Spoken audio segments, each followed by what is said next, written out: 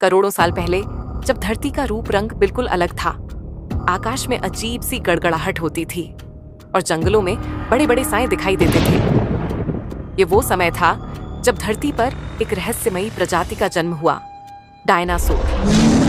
कोई नहीं जानता कि ये विशालकाय प्राणी कैसे धरती पर आए। कुछ कहते हैं कि वे गहरी महासागरीय गर्तों से निकले, तो कुछ मानते हैं कि ब्रह्मांड के किसी कोने से आए थे। शिकारी का उदय जंगलों में घूमने वाले ये डायनासोर किसी सामान्य जीव से बहुत अलग थे।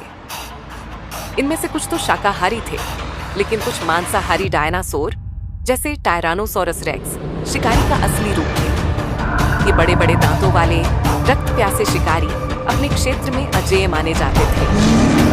अपने तेज पंजों और घातक दांतों के सहारे वे हर प्राणी के लिए एक आतंक थे। उन्होंने बड़े और छोटे हर तरह के जीवों का शिकार किया और धीरे धीरे जंगलों और पहाड़ों पर अपना साम्राज्य स्थापित कर लिया।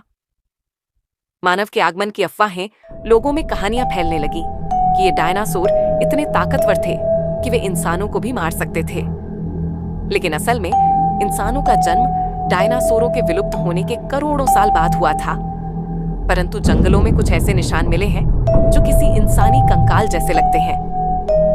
क्या ये मांसाहारी डायनासोर वाकई इंसानों तक पहुंचे थे? फिर एक दिन रात के अंधेरे में एक विशाल धूमकेतु आग का गोला बनकर आसमान से गिरा और धरती से टकरा गया।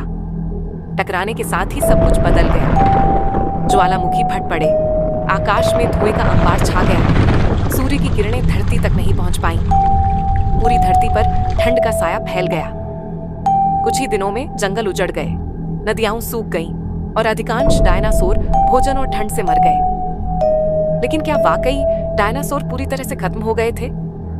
कुछ वैज्ञानिक मानते हैं कि इन विशालकाय जीवों के कुछ वंशज, जो पक्षियों का रूप लेकर आज भी हमारे बीच हैं, उस महाविनाश से बच निकले थे।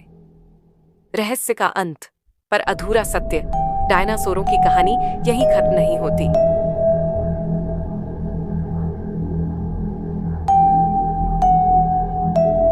यदि आपको ये वीडियो पसंद आए तो लाइक करें, शेयर करें और कमेंट करें। इससे हमें मोटिवेशन मिलता है। धन्यवाद।